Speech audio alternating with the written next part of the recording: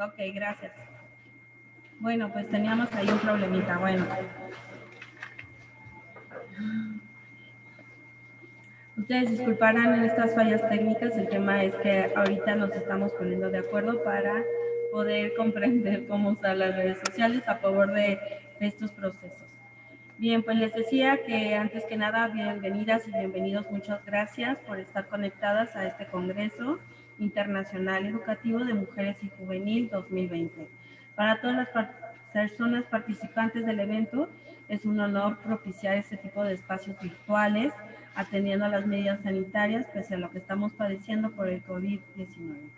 El Congreso Internacional Educativo de Mujeres y Juvenil 2020 tiene el propósito de generar un espacio abierto al diálogo donde las y los participantes sean los protagonistas de estas ideas, procurar su participación efectiva y generar escenarios disruptivos a través de los cuales se puedan llevar a cabo la identificación de algunos problemas, pero también generar propuestas para su solución.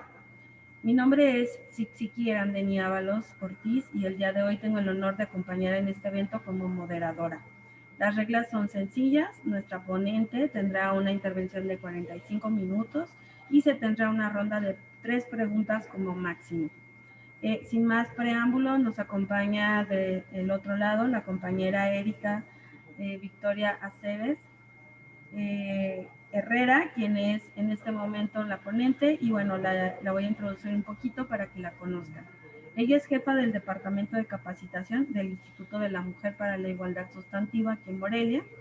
Está de licencia, pero ella es perito investigadora en trabajo social de la Fiscalía General del Estado de Michoacán, quien además también está dentro de la Fiscalía especializada en violencia familiar, violencia sexual, de género y trata de personas y feminicidios, realizando peritajes en diferentes áreas del trabajo social.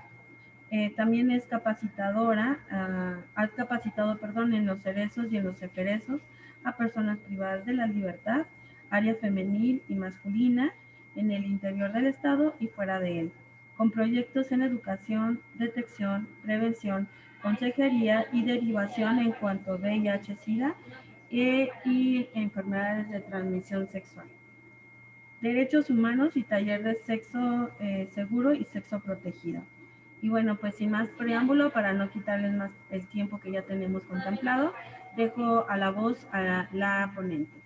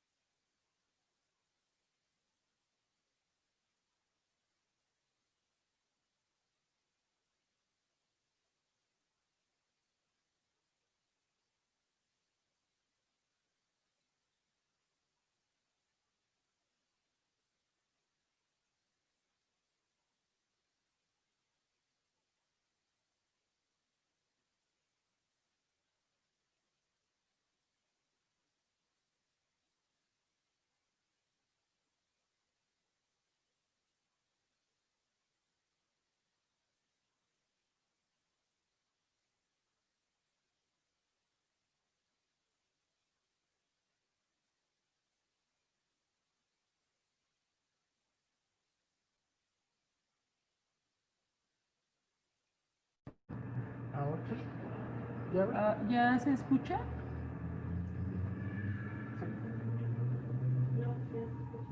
Sí, ya, gracias. Creo que sí. ¿Sí me escuchas, María Hilario? Yo sí la escucho, ponente. Gracias. Entonces, si gustan apagar sus micrófonos para continuar, gracias. Bueno, les comentaba que en este trabajo apoya muchas áreas de sector público y privado y pregunto sobre la alerta de violencia de género. La mesa de hoy se llama Armonización de la Familia y el Trabajo. Entonces, la alerta de violencia de género significa que pues hay muchos asesinatos de mujeres, no propiamente hablar sobre las desigualdades, eso no significa, pero para prevenir los feminicidios es muy importante hablar de los tipos de violencia que vivimos en pues todo el mundo, ¿no? Estas desigualdades de género son asignadas a por nuestro sexo, soy mujer y entonces la sociedad se encarga de atribuirme ciertas características que espera que yo responda como mujer por tener sexo femenino y entonces responder a estas expectativas sociales. Entonces la definición de género la podríamos definir como un rol social, histórica y culturalmente construido en base a la diferencia de sexo. Y este rol construido no tiene otra cosa que ver más que cuando hablamos de rol significa que no es ley, sino que bueno, la sociedad espera algo de mí y yo me tengo que comportar de acuerdo a ese rol que me impone la sociedad. Entonces, en esta construcción sociocultural de años, de mucho tiempo, donde hacemos cosas que nos parecen, pues, naturales. Por ejemplo, si yo tengo una niña, inmediatamente en el hospital el personal de salud pondrá una pulsera de color rosa a la niña, una manta color rosa, y yo voy a decir, por favor, perfórenle los glóbulos de la oreja, porque no duele y porque es niña, para que use aretes. E inmediatamente hay toda una construcción y como si fuéramos arcilla, la sociedad, la familia, los amigos, nos empieza a construir. En esta construcción, entonces vamos fomentando ciertas desigualdades que terminen precisamente en este rol y en esta desigualdad de la familia y el trabajo. En este momento se está llevando a cabo paralelamente la conferencia Mucho Trabajo, poca remuneración, que va muy acorde con esta mesa de trabajo. Entonces, yo quisiera que pensaran, y vamos a usar el chat para hacer esto más compartido como taller, que pensaran un poquito, cierren los ojos y piensen rápidamente en una persona de la tercera edad que está enferma y quién está cuidando a esta persona enferma. Pónganle en el chat, por favor, así rápido, sin pensar.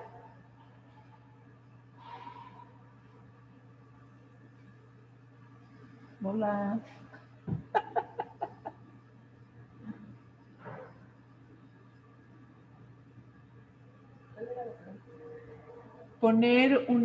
Pensar en una persona enferma de la tercera edad y quién la está cuidando en este momento, ¿no? Entonces, bueno, cuando he hecho este taller en otros espacios, generalmente pensamos en un viejito, una persona varón, que está enfermo y es la mujer quien la está cuidando, ¿no?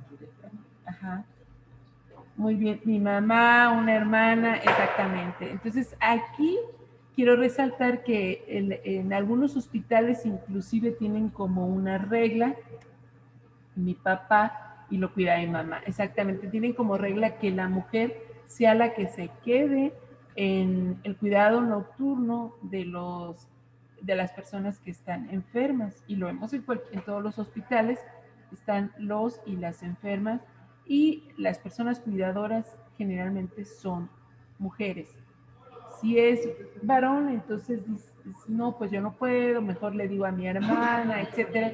Pero las cuidadoras son las mujeres. En este sentido, es un factor sociocultural porque se le ha atribuido a las mujeres que el cuidado no solo de mis propios hijos e hijas, sino de personas que están alrededor mío. Mi mamá, mi papá, como ponen ahí, piensan generalmente en una persona que tiene que ser cercana a mí, o sea, mi mamá, mi papá, y quien lo cuida es mi hermana, soy yo u otra mujer, ¿no?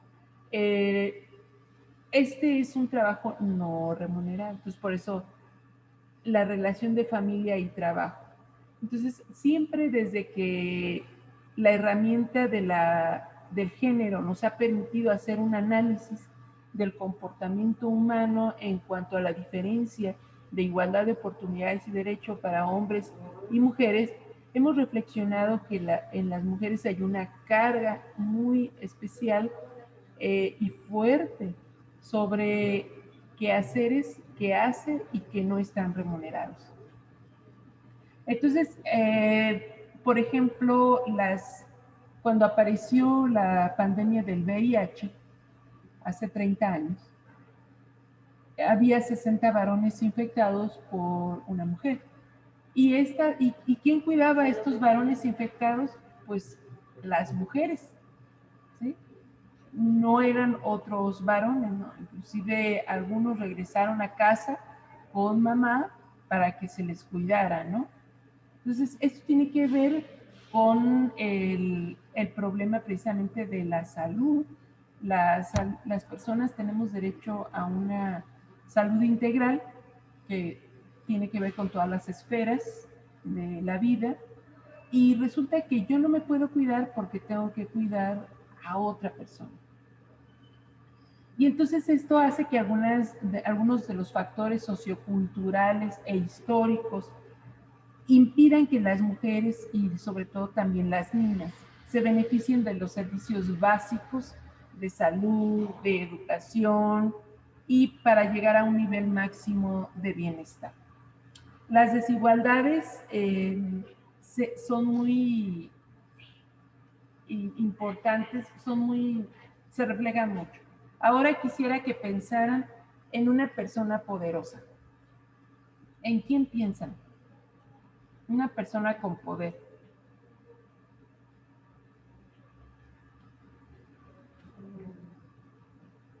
Con poder económico, para que sea más específica la pregunta. Una persona con poder económico, ¿en quién pensamos? Alguien que tenga mucho dinero.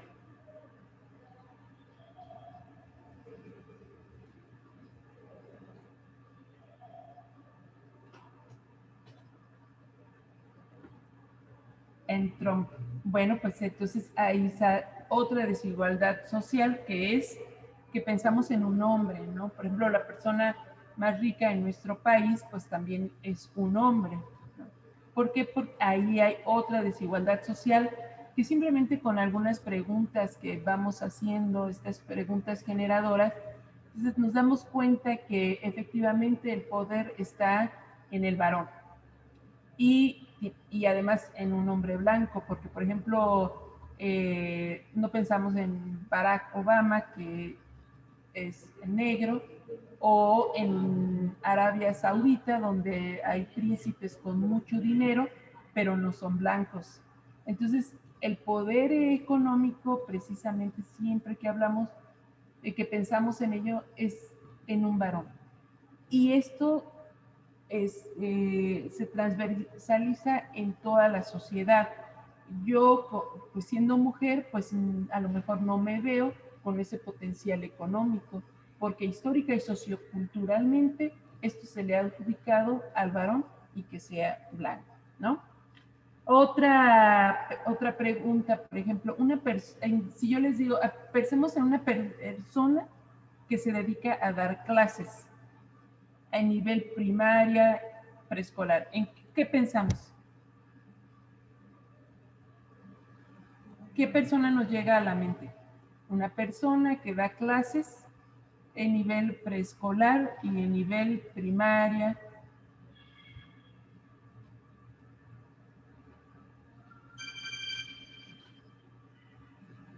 Maestra, exactamente. Y bueno, aquí en el estado de Michoacán existe una normal que se llama Normal de Educadoras, porque se acuerdan que el año pasado para estas fechas el grupo Las Tesis de Chile saca una canción y habla, una de sus estrofas dice: el Estado opresor es un macho violador, entonces no que viole literalmente con una penetración, sino que viola los derechos humanos, ¿no?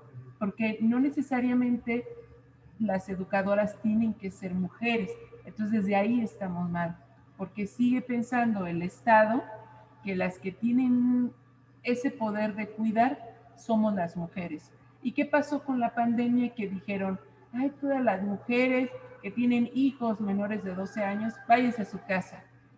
Ay, qué chido, ¿no? Qué padre, me puedo ir a mi casa.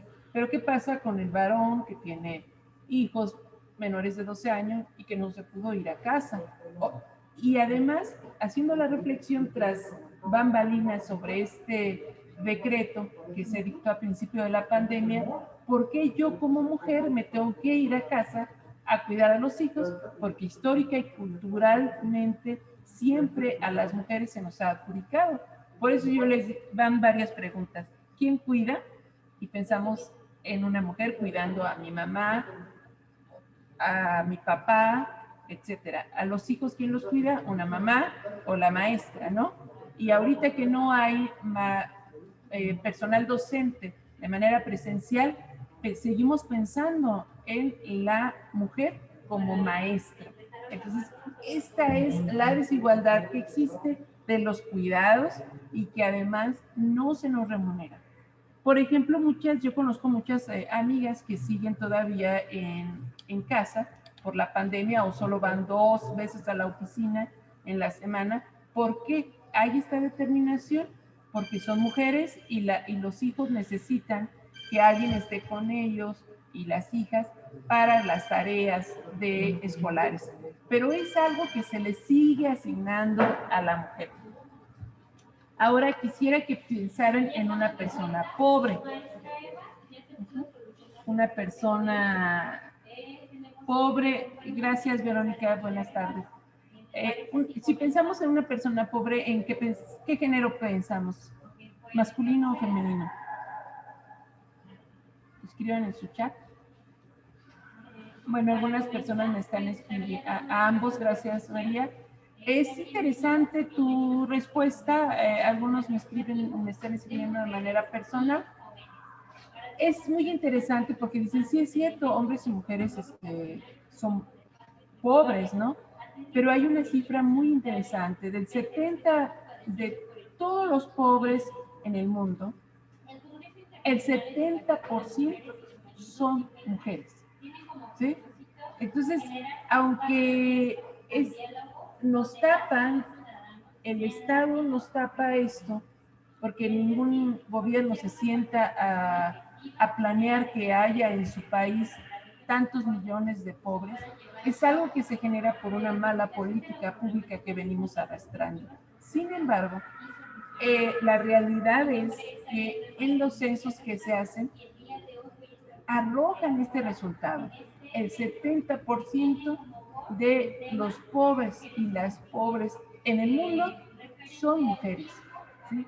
¿Esto a qué se debe? Vamos arrastrando esta cultura histórica.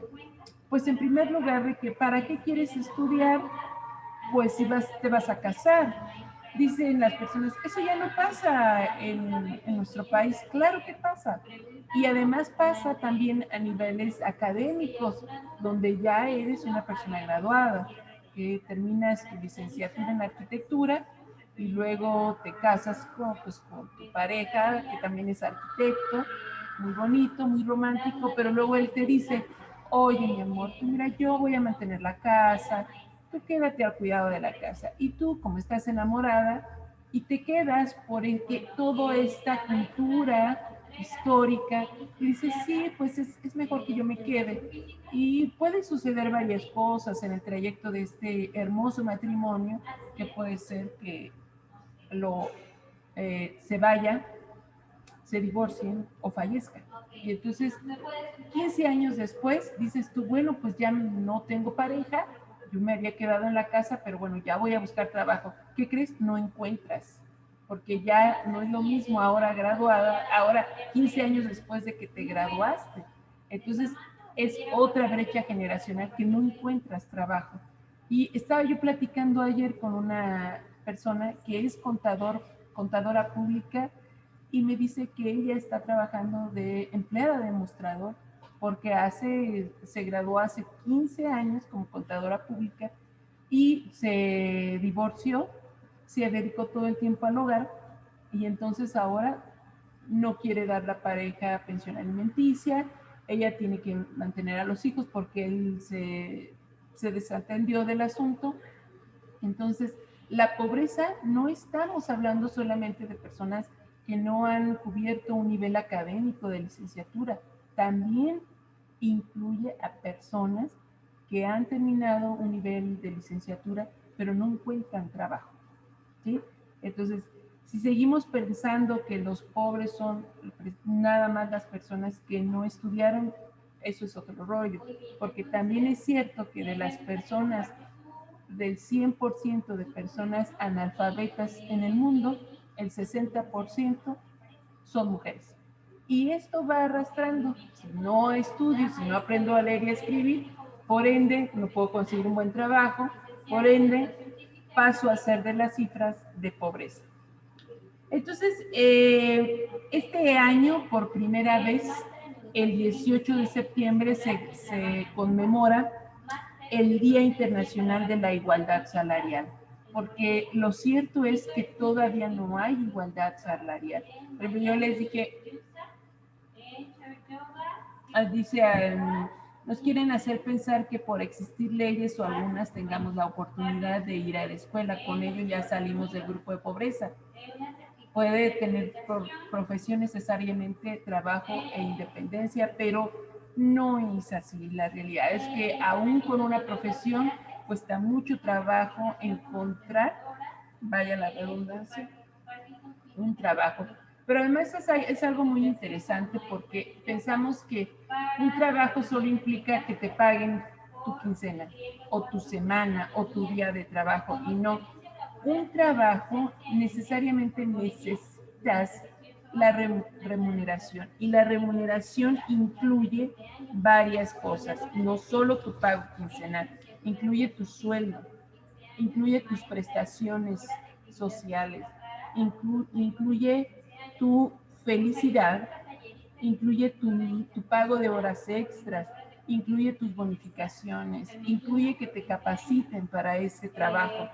Y eso no existe. Entonces, a veces estamos en algún trabajo, bueno, no es mi caso, yo estoy muy contenta donde estoy, pero somos infelices y genera otros problemas de salud pública, que es el dolor de cabeza porque estoy estresada por mi trabajo, porque me piden que me quede horas extras, no me las pagan, pero me quedo porque tengo que conseguir con este salario que me dan, sin olvidar la remuneración completa a la que yo tengo derecho por trabajar en cierto lugar, ¿no?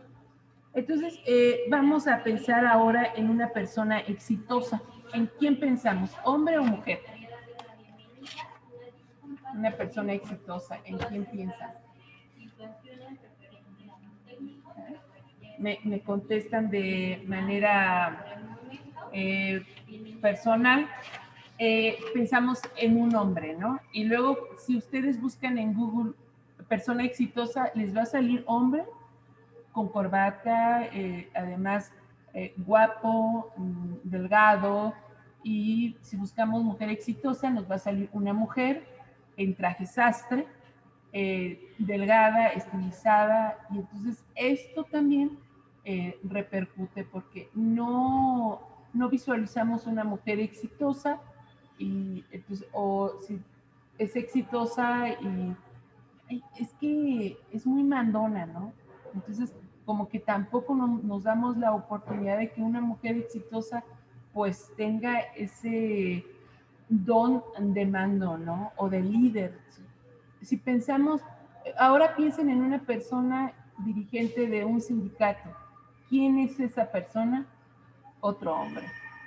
Entonces, cuando hablamos de familia y trabajo, pensamos en estos sistemas de opresión que ha sido por muchos años a través de la historia, de siempre el patriarcado. esas feministas que gritamos que se va a caer el patriarcado, estamos hablando de este sistema de opresión en donde creemos que nos tenemos que regir por un orden lógico, natural y divino. Y entonces no hemos pensado en una persona exitosa con discapacidad, por ejemplo. Hay un documental en Netflix, se lo recomiendo mucho, se llama Ciudad Feliz, pero en inglés. No soy muy bien buena con el inglés. Pero empieza el documental diciendo, ¿hay algo peor que ser mujer? Y se responde a el documental, sí, ser mujer, ser negra, vivir en África, ser pobre y ser albina. O sea, imagínense cuántos grupos de vulnerabilidad vive una mujer de raza negra viviendo en África y además siendo albina. Entonces, estas desigualdades, pues es precisamente lo que nos tiene en esta mesa. Si seguimos pensando y pensando en imágenes que pues yo les puedo estar diciendo, ahora pensemos en una mujer, pensemos en una mujer haciendo, ¿qué podría ser? Bueno, pensemos en una persona haciendo labores domésticas. ¿En quién pensamos? En una mujer, ¿no? A mí me pasó al principio de este año, antes de irnos a la pandemia, estaba yo capacitando a un grupo de personas y entonces había refrigerio, había molito y llega un compañero pasada la hora en que iniciamos la capacitación y yo le dije, sírvete. Y estaba yo volteando hacia la presentación y me dice, y escuché que algunas compañeras le dijeron, ¿te sirvo? ¿Por qué? Porque en automático repetimos lo que hemos venido realizando desde la familia.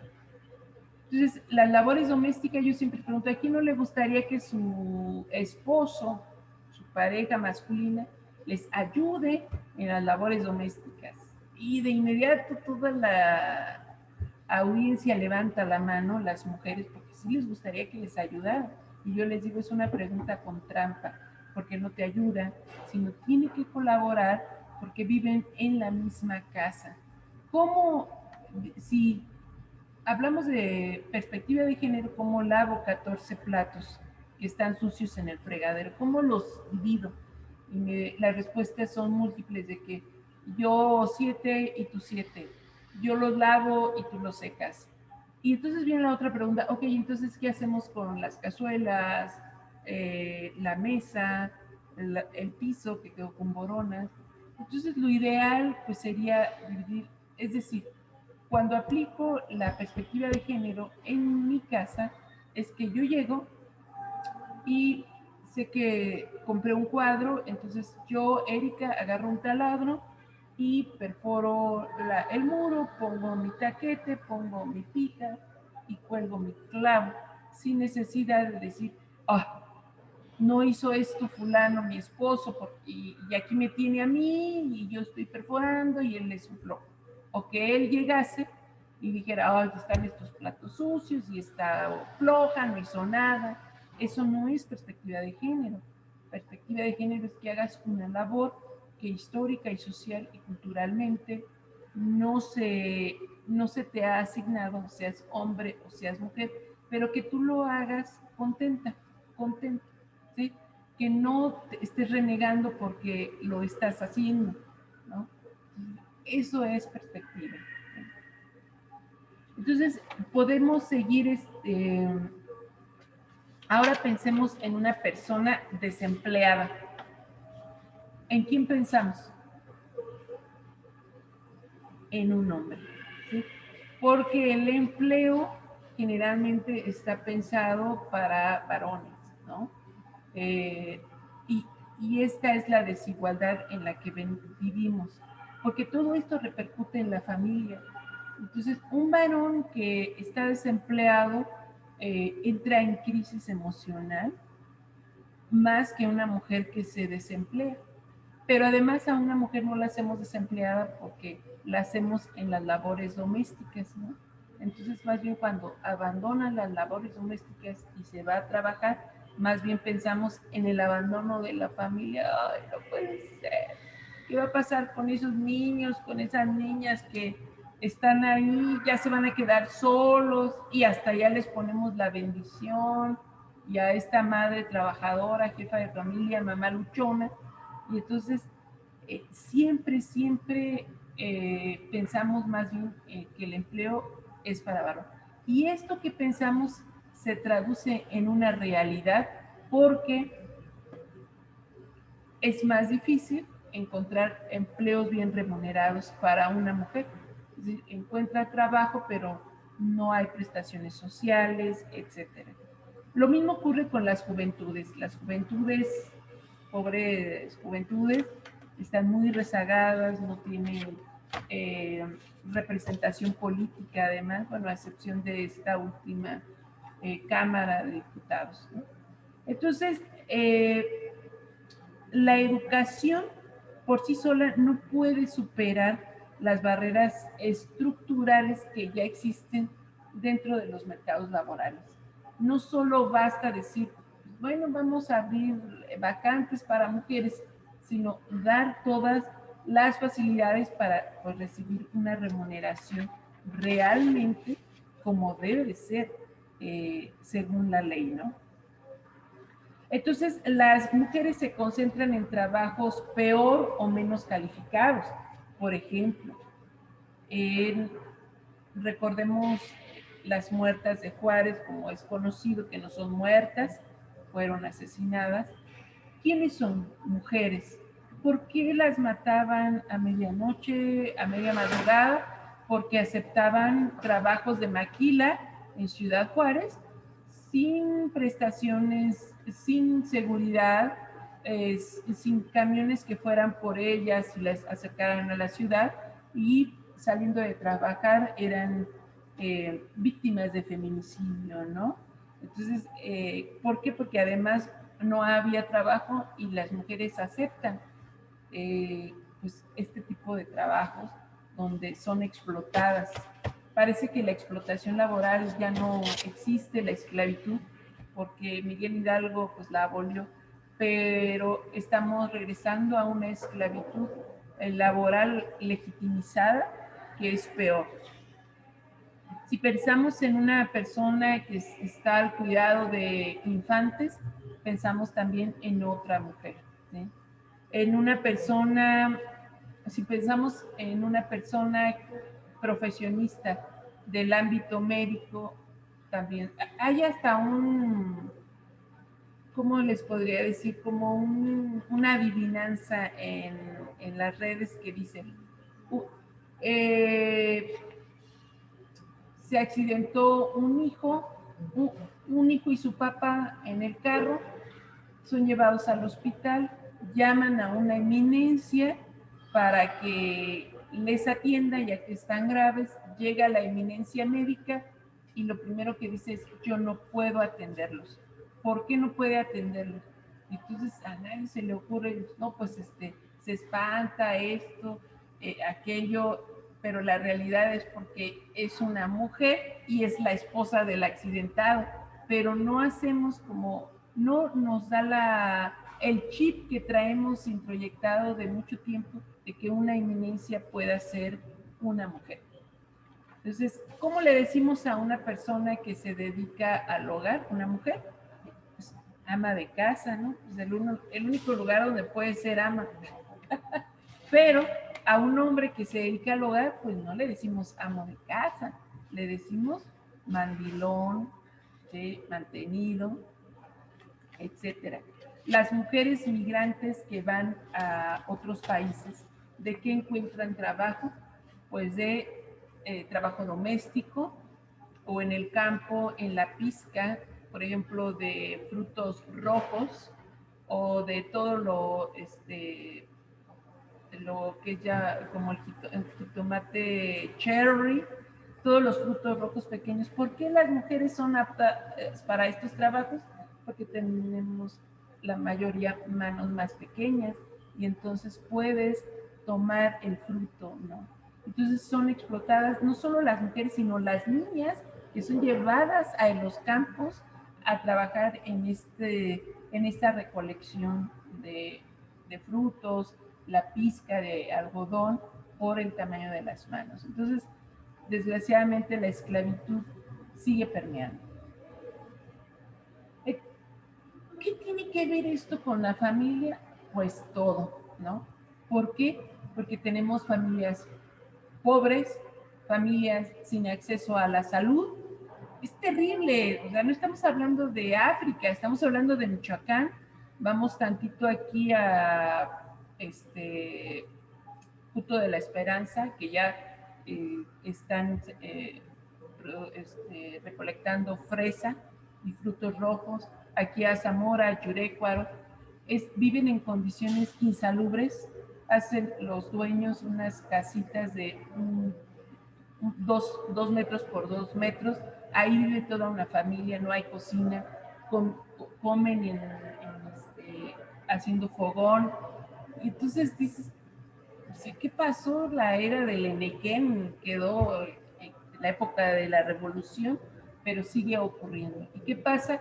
Que tenemos familias en pobreza, sin acceso a los servicios básicos, educación, salud, bienestar, derecho a la vivienda, derecho a la alimentación, a la nutrición. Todo esto afecta. Y todo esto es la brecha laboral de la que hemos venido hablando las feministas desde hace 30 años de manera muy enérgica, porque no se está atendiendo.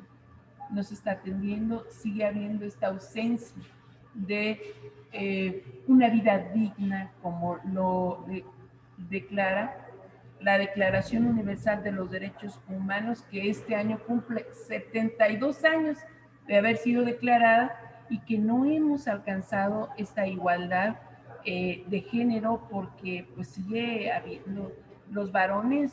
Acabamos de ir a una reunión el viernes pasado, el equipo de mujeres, y hablábamos, de repente mencionamos sobre el delito de incumplimiento de la obligación alimentaria, y de veras, los hombres que estaban ahí, así como que se empezaron a mover, como que, ah, caray, me están llamando a mí, ¿no?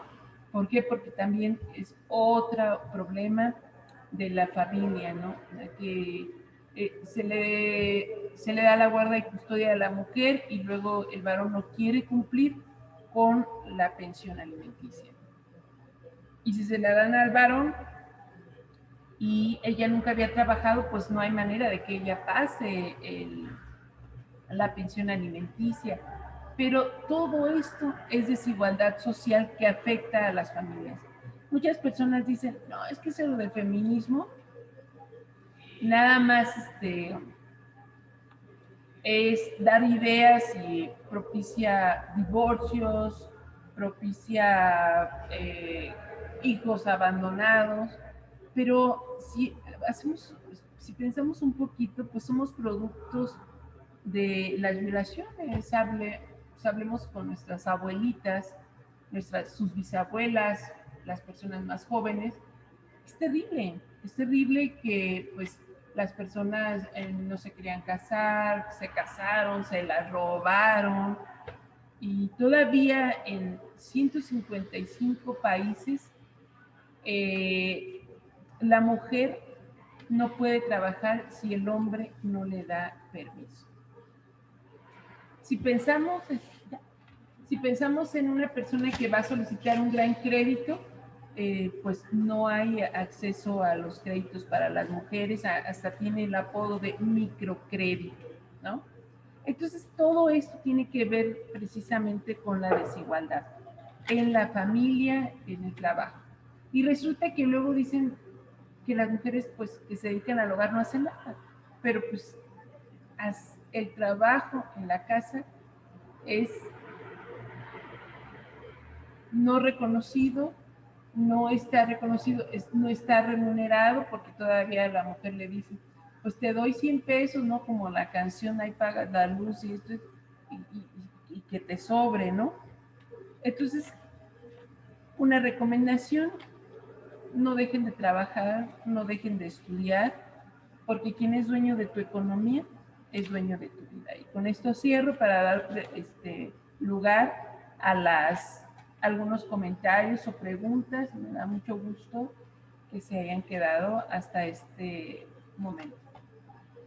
Chichi.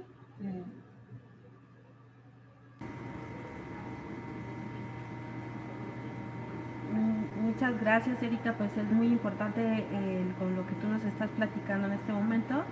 Creo que nos queda claro que muchas veces las mujeres, aún teniendo hasta 3, 4 títulos, nuestro trabajo no es ni siquiera bien remunerado, porque hasta en este tema de las escalas laborales todavía tenemos una brecha salarial impresionante en contra de las mujeres.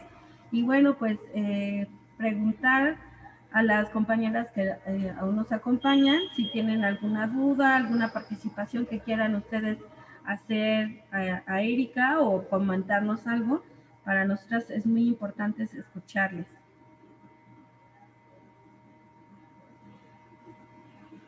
¿No? Sí, a ver, además de una cuestión educativa, ¿cómo podemos cambiar la circunstancia de la pobreza general de la mujer? Gracias, Vero. La ONU este año sacó 20 recomendaciones. 20 no, 10 recomendaciones para la pobreza. Y pongo yo el ejemplo de la alerta de violencia de género. Perdón, 6 recomendaciones. La alerta de violencia de género es para atenderla. Por ejemplo, si hay un feminicidio aquí afuera, el dictamen que se hace es muy diferente a un homicidio doloso, a un homicidio imprudencial. Y entonces revisamos y, ¿sabes qué? Pues no hay foco. Entonces el gobierno tiene la obligación de, en ese lugar donde fue el feminicidio, poner una lámpara. Esa lámpara va a iluminar y cuando pase un hombre se va a apagar. No, va a seguir prendido. Entonces, si buscamos un mundo mejor para las mujeres, por ende es un mundo mejor para todas y todos. Y lo que ha recomendado la ONU es trabajar en la educación de las mujeres. Pero esta educación es muy importante, que tiene que ser laica, tiene que ser veraz y tiene que ser con perspectiva de género. Si no incluimos estos 3 aspectos en la educación, seguiremos teniendo la brecha de pobreza, la brecha generacional. Entonces, la invitación es para que la educación sea con estos 3 sentidos. Es lo principal, trabajar en la educación de las niñas con estas 3 vertientes: laica, veraz y con perspectiva de género. Entonces ha sido difícil porque nos hemos querido involucrar en escuelas, en todo, y resulta que pues no quieren recibir perspectiva de género porque lo han confundido con ideología de género, que eso no existe. Lo mejor es trabajar con ellos. Y aunque te cases y te diga a tu pareja, tú quédate en el hogar, mi recomendación es que no. Tú sigue laborando, porque algún día vas a tener que elaborar y cómo regresas a este trabajo, ¿no? ¿Alguien más?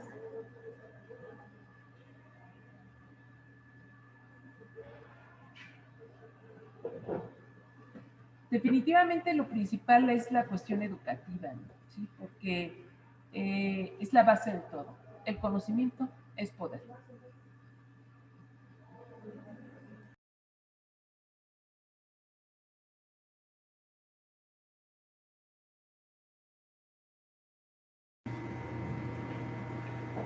¿Alguna otra pregunta que quieran hacerle a Erika antes de cerrar? Porque, bueno, pensábamos que iba a ser como de 2 horas, pero por el tema de que fueron muy pocas participaciones, el tema está agotado. Entonces, si no tienen alguna otra pregunta, algún otro comentario que quieran hacerle ahorita a Erika y aprovecharla, ¿no? Bueno, pues agradeciendo muchísimo el que nos hayan acompañado el día de hoy y a Erika Aceves. Le agradecemos mucho este tema. La verdad es que es muy importante podernos dar cuenta cómo las mujeres seguimos en una circunstancia de desigualdad.